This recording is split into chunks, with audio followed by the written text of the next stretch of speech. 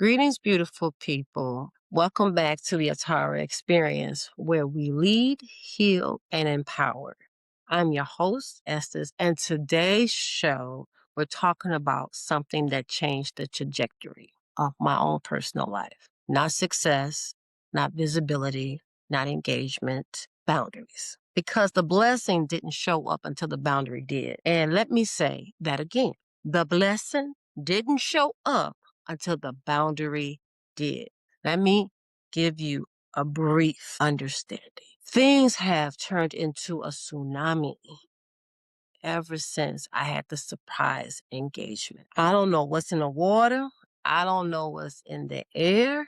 But when I tell you all hell had broken loose, who the hell left the gate open has made people turn into something that I'm not familiar with. Or if I am familiar with it, I'm looking at it differently because I'm trying to understand why do we have so much opposition due to me having this wonderful surprise engagement to be a future bride and to come upon the very people that I love the most. I understand the only way how I can get shifted, and I'm going right in. The only way how I know that I can be shifted is by the people who are the closest to me. I love my family. I love my daughters, but they can get on the last nerve when they feel entitled and when they feel that they're ready to be a spoiled brat because they think that they can. I'm just saying.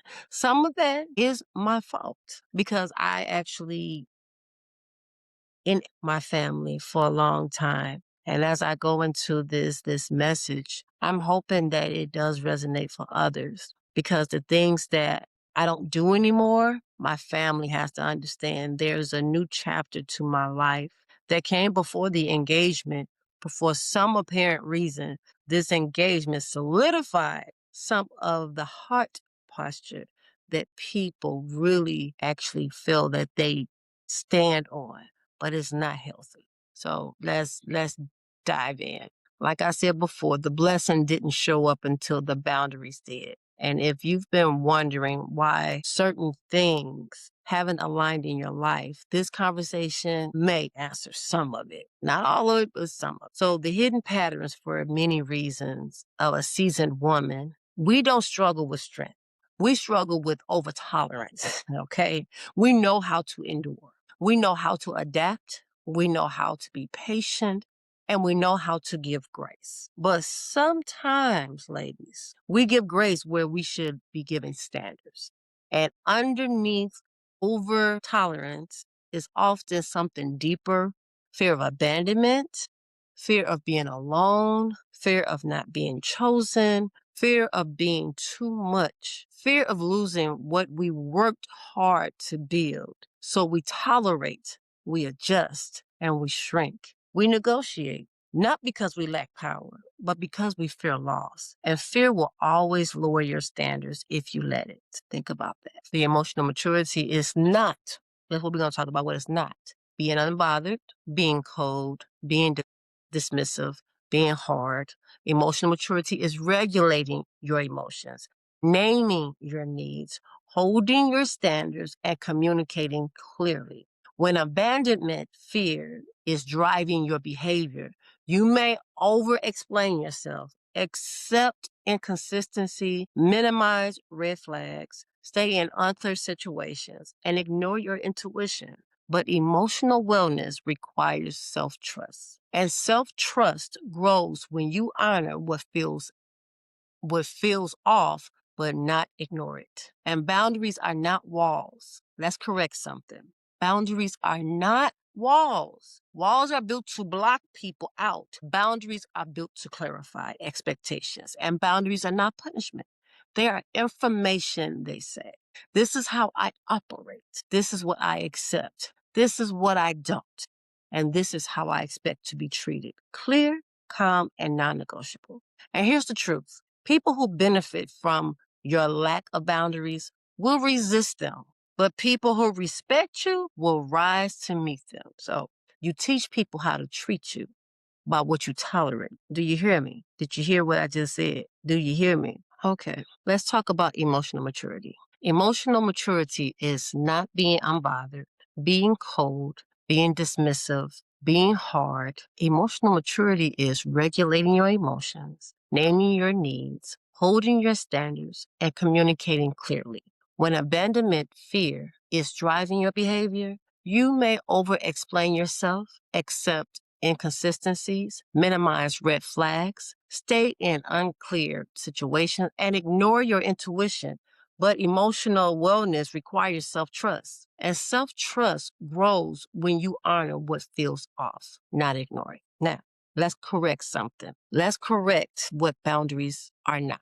They're not walls. Just plain and simple. Boundaries are not walls. Walls are built to block people out. Boundaries are built to clarify expectations. Boundaries are not punishment. They are information. They say, this is how I operate. This is what I accept, and this is what I don't. This is how I expect to be treated. Clear, calm, non-negotiable. And here's the truth. People who benefit from your lack of boundaries will resist them, but people who respect you will rise to meet them. Keep that.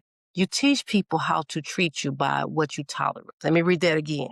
In your spirit, you teach people how to treat you by what you tolerate. Now, every time you overlook disrespect, every time you silence your discomfort, every time you allow inconsistency, you're teaching someone that your peace is flexible. But it's not. Your peace is so sacred, you must hold on to it so you're not in pieces. And Proverbs 4:23 reminds us, guard your heart, for it determines the course of your life. Guarding your heart is not dramatic. It is disciplined. And discipline is love in action. Now, the blessing alignment, when I stop fearing abandonment, I stopped negotiating my standards. Plain and simple. My standards, alignment showed up, all of it showed differently. Peace showed up differently. Relationships shifted. Opportunities shifted because clarity attracts clarity and confusion attracts confusion. And if your boundaries are unclear, your relationships will be unclear as well. If your standards are flexible, your peace will be unstable and you'll be exhausted. Blessings don't thrive in blurred spaces. They thrive in alignment. Now, this reflection, let me ask you something real gentle.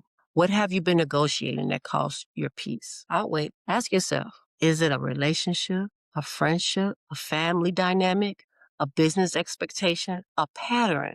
What are you tolerating that drains you?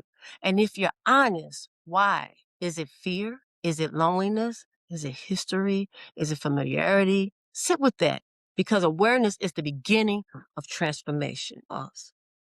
Let's not run through that. Think about it. This is where self-awareness really matters. Emotional wellness, teaching from a wellness standpoint. Boundaries protect your nervous system, your emotional capacity, your energy, your future, and they reduce resentment, they reduce confusion, they reduce emotional chaos, and they increase clarity, self-respect, confidence, alignment, boundaries are not about controlling others. Please don't. They're about governing yourself. This is all about you, making you self-aware on what you can do to change your narrative. One thing we have to understand, we can't change other people, but we can teach them how to respect us without being not mature with your emotions. This is where the maturity gets challenged, and you're not going to win every battle. And guess what? It's not about a win. It's about you having your peace. I value my peace. I don't even care to win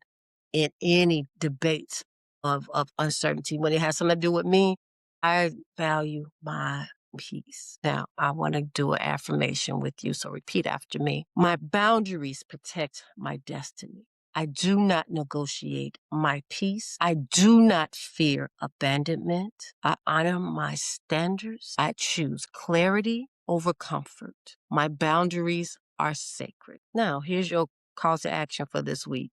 I want you to do one thing. Have one courageous conversation, just one. It doesn't have to be dramatic. It doesn't even have to be loud. It just needs to be clear. State your standard. clarify your expectations, reinforce your boundary, and then observe, not react, observe, because your growth will reveal who is aligned with your evolution. Now, if you miss the calm and if you miss some of the observation, give yourself grace. This lifestyle has to be disciplined on what you need to practice every day. This is not a 2-week span and you're going to be walking in your peace. You're going to get challenged until you perfect that peace that you're standing on. So give yourself grace and practice. Practice. It's okay. It is definitely okay. So here at the Atara Experience, we don't just talk about healing. We build capacity. We build standards. We build emotional maturity because thriving requires structure and structure requires boundaries. I would like for you all to just subscribe, like, follow, leave your comments, tag me into the comments of the questions that I've been asking, and let us build up our community so we can hear one another, but it's really for ourselves so we can have a community of people who understand what it takes for us to be able to shine anyway. We want to shine. We don't want to be a dim light to no one, not even ourselves. If this episode resonated with you, share it. Send it to someone who needs the permission to choose clarity. Give yourself permission to glow without shrinking. And follow the Atara Experience for more emotional wellness. Every Wednesday, 6 a.m. Central Standard Time, we are empowered by grace and we are crowned in purpose. And we understand now the blessings didn't show up until the boundary did. Be blessed.